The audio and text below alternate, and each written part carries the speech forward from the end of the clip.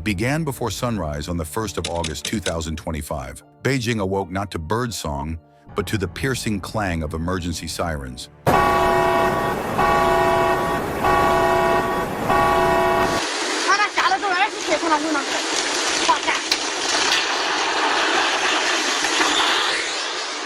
A sound that would not stop for the next 4 days. For many, it was the sound of fear made real, the echo that would follow them long after the rain stopped.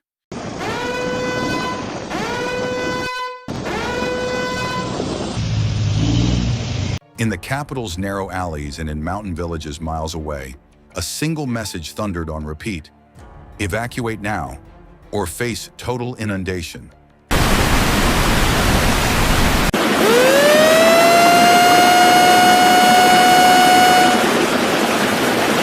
From the bustling heart of the city to the mist-shrouded highlands of Mentugu, Fangshan, Huairu, Changping, and Miyun, the warning rolled like a drumbeat before the storm's full fury struck.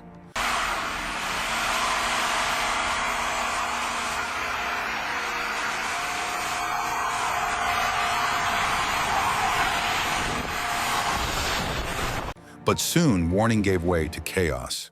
By midday on August 2nd, Beijing's rivers were no longer rivers. They were living monsters, swollen and raging, snapping bridges like brittle twigs.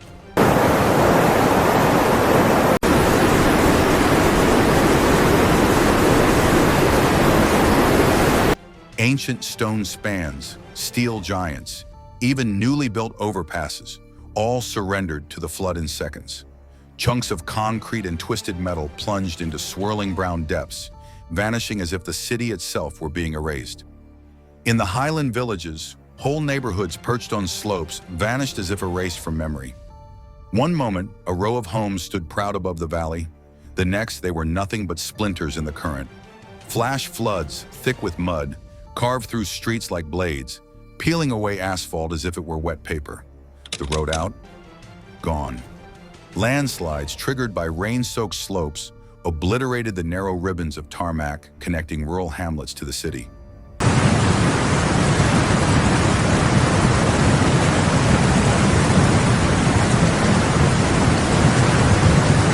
Convoys of cars and trucks were caught mid-escape. Some submerged, others flipped, others crushed beneath collapsing hillsides. Images from Mentugu and Miyun are almost too surreal to believe.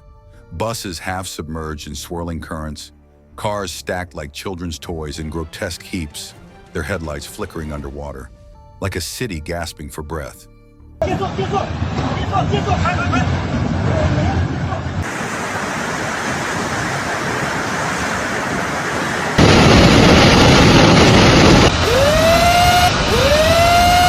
By August 3rd, the toll was staggering.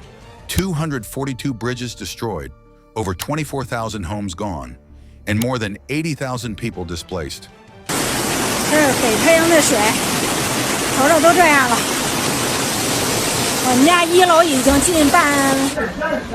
A mass evacuation on a scale not seen in years, as torrents uprooted both the city and its highland villages.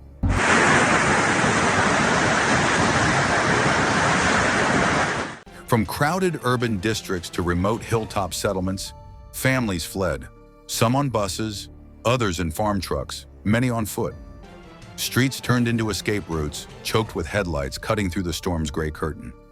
The air was thick with the sound of rushing water and the unspoken question: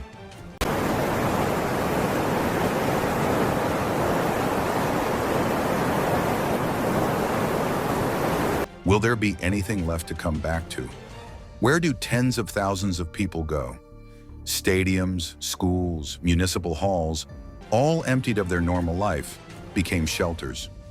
On gym floors and in classroom corridors, mats and blankets lined the walls. The smell of wet clothes, the hum of portable generators, and the murmur of worried voices filled the air.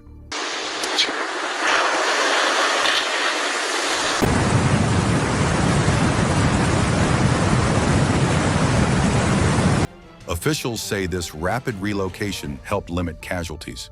But for those who made it out, the scars aren't just physical.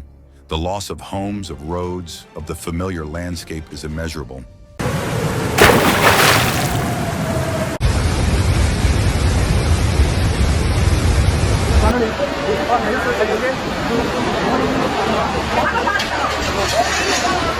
The storm's anatomy is as much about geography as it is about rain. Beijing's mountain districts form a natural catchment, trapping water.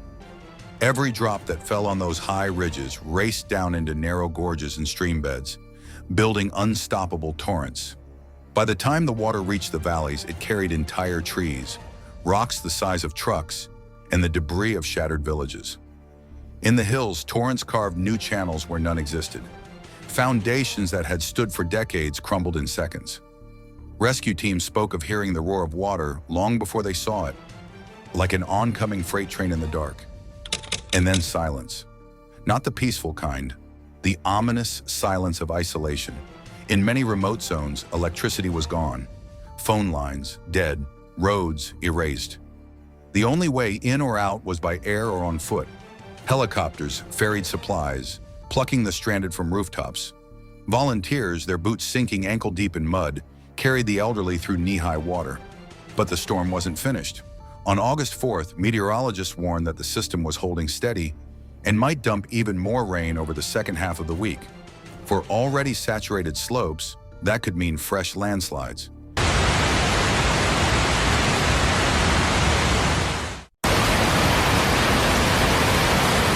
For weakened bridges and embankments, it could mean collapse. Authorities prepared for the possibility of new evacuations, especially in Mentugu, Fangshan, Changping, and Huairu. In some places, residents who had just escaped were told they might have to move again, facing the unthinkable twice in 1 week. What began as the metallic scream of warning bells has become a full-scale hydrological siege. The city's outer districts now look like war zones. Bridges gone, roads gutted, vehicles drowned and twisted beyond recognition. Rivers now swollen into inland seas lap at the edges of neighborhoods that were dry land just days ago.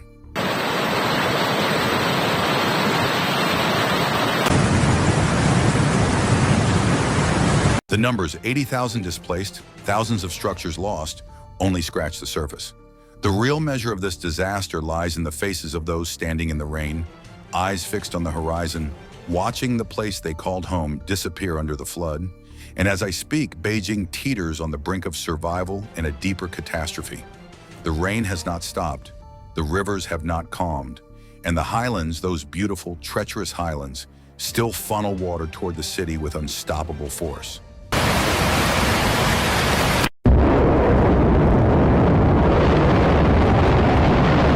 This is not just a storm, it is a test of infrastructure, of emergency response, and human resilience. Thanks for watching Severe Weather, where we break down the facts behind nature's most intense moments. If this report gave you insight into something the headlines overlook, don't scroll past. Subscribe for more in-depth stories that connect the dots between disaster and decision. Hit like to help more people see what's unfolding. And tell us what you think, because your voice might be part of the solution we're all waiting for.